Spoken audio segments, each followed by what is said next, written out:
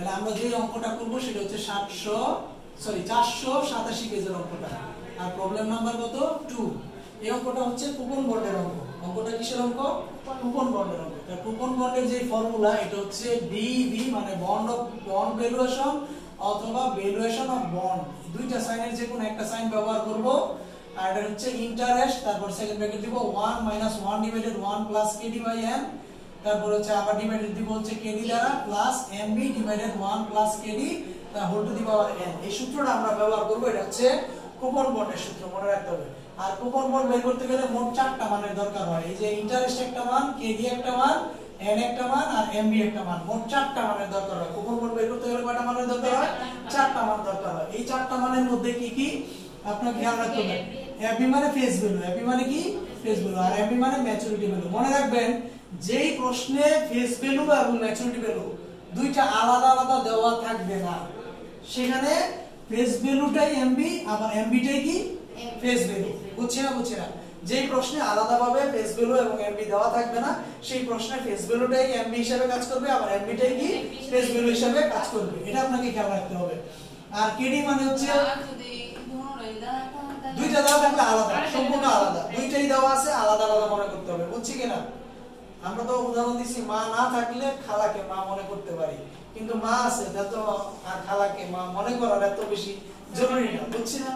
তাহলে হচ্ছে কেডি মানে রিকোয়ার্ড রেট অফ রিটার্ন অথবা ক্যাপিটালাইজেশন রেট অথবা ডিসকাউন্ট রেট, আরো আদার্স নামে পাইতে পারেন। তাহলে কি কেডি মানে required rate of return, discounting rate, capitalisation rate. বুঝছি কিনা? এইগুলো বলা থাকবে। আর আপনাকে মনে রাখতে হবে এই ইন্টারেস্ট যেই অংশটা এটাকে বিভিন্ন নামে ডাকা হয়। একটা হচ্ছে কুপন রেট অথবা ইন্টারেস্ট রেট। কুপন রেট যেই কথা, ইন্টারেস্ট রেট একই কথা। এটা বিবেচনা করব, প্রয়োগ করব, ধরবো কার উপরে? ফেস ভ্যালুর উপরে। ফেস ভ্যালুর উপরে ডট পার্সেন্ট, প্রশ্নে যে পার্সেন্ট বলবে 8%, 10%, 12%, 15% ওইটা ধরবো। বুঝছি কিনা? তাহলে আমরা সর্বপ্রথম আমরা কোশ্চেনে গিয়ে পাইছিলাম যে এই 2 নম্বর অঙ্কটা, এটা হচ্ছে ক্যাপিটালাইজেশন রেট ইকুয়াল কত পার্সেন্ট কোশ্চেনে বলা?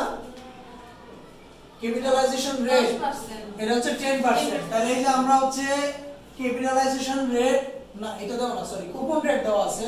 দুটো কুপন রেট দেওয়া আছে 10%। তো কুপন রেট মানে হচ্ছে ইন্টারেস্ট রেট, আর ইন্টারেস্ট রেট কার উপরে ধরতে হবে? ফেস ভ্যালুর উপরে। তাহলে আমি ফেস ভ্যালুর উপরে কত পার্সেন্ট ধরবো? 10%। বাট ফেস ভ্যালু পরের মানে অংশ বলে দিছে কত টাকা? 1000 টাকা। তাহলে আমি বসালাম এই যে ফেস ভ্যালু 1000, তার উপরে গুণ 10% দিলে হয় 100 টাকা। এই যে ইন্টারেস্টের বরাবর আমি 100 টাকা বসাই দিছি। বুঝতে পেরেছেন? তারপরে হচ্ছে আমার কি ওই যে ক্যাপিটালাইজেশন রেট অথবা discounting rate, required rate of return, এটা কোশ্চেনে বলে দিছে 15%, যাকে আমরা 100 দ্বারা মনে মনে ভাগ করলে 0.15 আসে। তাহলে এখানে কেডির মধ্যে বসাবো এই যে 0.15, কেডির মধ্যে বসাবো 0.15, কেডির মধ্যে বসাবো 0.15। ওকে? তারপরে n এর মান কত বছর দেওয়া আছে কোশ্চেনে? 12 বছর। এই যে 12 বছর, তাহলে আমার এই যে পাওয়ার n 12 বসাবো, পাওয়ার n 12 বসাবো। তারপরে আমরা জানি যে আর কোনো ইনফরমেশন দেওয়া নেই। তাহলে আমরা জানি ফেস ভ্যালু দেওয়া আছে কোশ্চেনে, ফেস ভ্যালু দেওয়া আছে, এমবিটা আলাদা দেওয়া নাই, আলাদা দেওয়া নাই। তাহলে ওই ফেস ভ্যালুর মূল্যটা এমবি হিসাবে বিবেচিত হবে আজকের অঙ্কে, যদি দেওয়া না থাকে। যদি দেওয়া না থাকে তাহলে এই যে এমবি বসাইলাম আমরা 1000, এই যে 1000 বসালাম, তারপরে এই যে 100টা আমি ঠিকমতো রাখলাম। আর এইটুকুকে একবার ক্যালকুলেশন করলে সম্ভাব্য এরকম মান আসে, ক্যালকুলেটর যার যেমন মান আসে। কমপক্ষে দশমিকের পরে 2 ঘর অথবা 3-4 ঘর নেবেন। কমপক্ষে কয় ঘর? 2 ঘর অথবা কি 3-4 ঘর। দশমিকের পর বললাম কমপক্ষে কয় ঘর? 2 ঘর অথবা 3-4 ঘর নিব। আর এটার মান তো আসছে এইটা। এখন আমরা মনে রাখবেন এখানে যদি ব্র্যাকেটটা না দিতাম কি হইতো? যেটা কোন কোন শিক্ষার্থী ভুল করে, আগে এটার সাথে এটা যোগ করে। কিন্তু আপনাকে মনে রাখতে হবে এক লাইনেই যদি যোগ এবং গুণের কাজ থাকে, কার কাজ আগে করব? গুণের কাজ। তাহলে অবশ্যই এটার সাথে তো আর এটা গুণ না, এটার সাথে কি যোগ। তাহলে আগে আমি গুণের কাজটা করব। এই জন্য আপনাদের বোঝার সুবিধার্থে এটাকে ব্র্যাকেট দিয়ে নিলাম। তাহলে গুণ করলে এটা হয় হচ্ছে 542, আর এটা তো যোগ চিহ্ন দিয়ে যেটা আছে এটা আমরা বসাই দিলাম। বুঝছি কিনা? তারপর দুটো যোগ করার পরে 728.91, অথবা কেউ যদি মনে করেন আমি দশমিকটা নিব না, তাই 91 যেটা 0.91 এটাকে আপনি মানে 28 কে 29 মনে করতে পারেন। বুঝছি না? এই ছিল অঙ্ক। ধন্যবাদ।